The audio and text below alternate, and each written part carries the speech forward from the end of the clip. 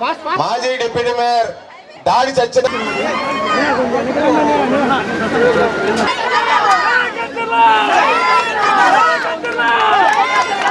జై తెలుగుదేశం, శ్రీభరత్ గారి నాయకత్వం, వెలపూడి గారి నాయకత్వం, కంచె నక్షత్ర గారి నాయకత్వం. దయచేసి అమ్మా గార్డెన్స్ వేసిన వాళ్ళ కిందకి దిగితే ఇంకా చాలా మంది కింద గార్డెన్స్ వేయాలని, పూలమాలను వేయాలని, ఇంకా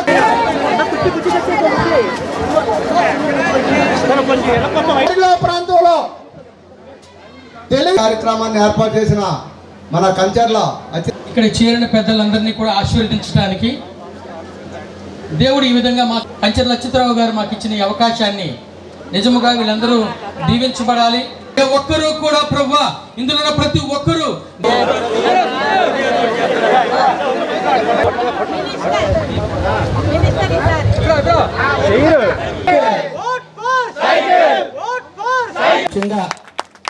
ఈరోజు తెలుగుదేశం పార్టీ అంటే పేదల పార్టీ.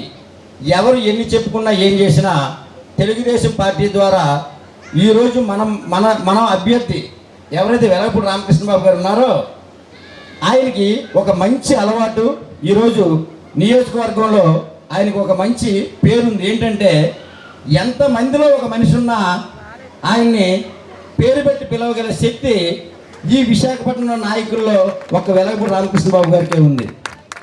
ఆయన ఎవరికి ఏం చేశారో చేయలేదో అది పక్కన పెడితే ప్రతి ఒక్కరు కోరుకునేది ఆప్యాయత.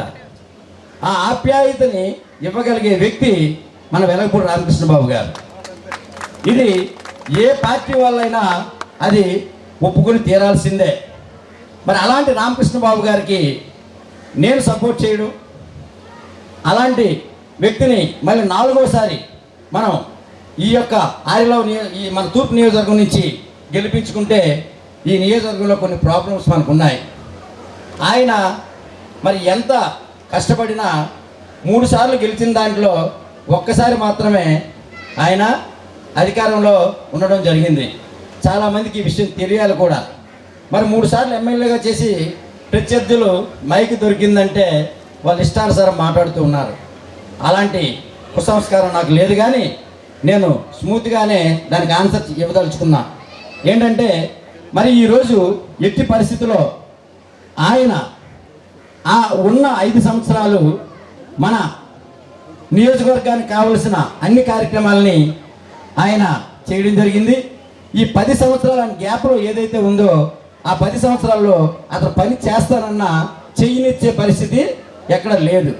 కాబట్టి మరి అలాంటి వ్యక్తిని ఈసారి అవకాశం ఇస్తే డెఫినెట్గా ఆంధ్రప్రదేశ్లో తెలుగుదేశం పార్టీ ఖచ్చితమైన మెజార్టీతో కూటమి ఏదైతే ఉందో 100% ఖచ్చితమైన మెజార్టీతో అధికారం రాబోతుంది. మన ఆరిలో నియోజకవర్గంలో ఉన్న ఏవైతే ప్రాబ్లమ్స్ ఉన్నాయో ఆ ప్రాబ్లమ్స్ అన్నీ కూడా నెరవేరబోతున్నాయి. ఇది నిజం. కాబట్టి మనం అందరం ఆలోచించి కాలం అయింది, మరి ఎండ ఎక్కువగా ఉంది, మరి అందరూ సమయాభావం వల్ల మరి ఇబ్బంది పడుతున్నారు. కాబట్టి మరి ఎక్కువగా మాట్లాడకుండా మన 2 ఓట్లు ఏవైతే ఉన్నాయో, ఒకటి ఎంపీ గారికి సైకిల్ గుర్తు మీద, అలాగే ఎమ్మెల్యేగా వెలగపూడి రామకృష్ణబాబు గారికి సైకిల్ గుర్తు మీద వేసి అధిక మెజారిటీతో గెలవడం అనే తథ్యం, అందులో సమస్య లేదు. మెజారిటీ మనకు ముఖ్యం.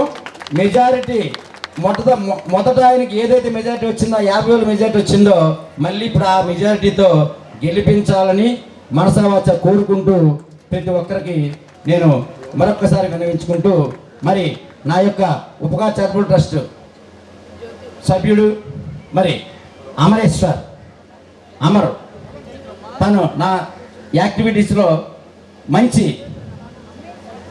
మంచిగా పార్టిసిపేట్ చేసేవాడు. మరి తనని ఒక వ్యక్తి చంపినప్పుడు ఆమె ఎవరో మాకు తెలియదు, కానీ ఆమె తన్ని పిలిపించి తన ద్వారా ఉద్యోగాలు ఇస్తామని చెప్పి అందరికీ నమ్మించి కోట్ల రూపాయలు కలెక్ట్ చేసుకొని ఆ డబ్బులు తిరిగి అడిగే పరిస్థితుల్లో డబ్బులు ఇస్తానని పిలిపించి తన్ని లాస్ట్ 13వ తేదీన అతి దారుణంగా బండరాళ్ళతో కొట్టి 12 మంది చంపేయడం జరిగింది. మరి అలాంటి వ్యక్తిని మరి ఎంతో వాళ్ళ కుటుంబం అంతా రోడ్డున పడింది. అలాంటి వ్యక్తికి సపోర్ట్ చేయాలని నేను అనుకున్నా. మరి ఎన్నో పార్టీ పెద్దల్ని నేను విన్నవించుకోవడం జరిగింది. వాళ్ళందరూ కూడా ఎడముఖం పెడముఖం పెట్టి కనీసం పరామర్శకు కూడా రాని పరిస్థితి.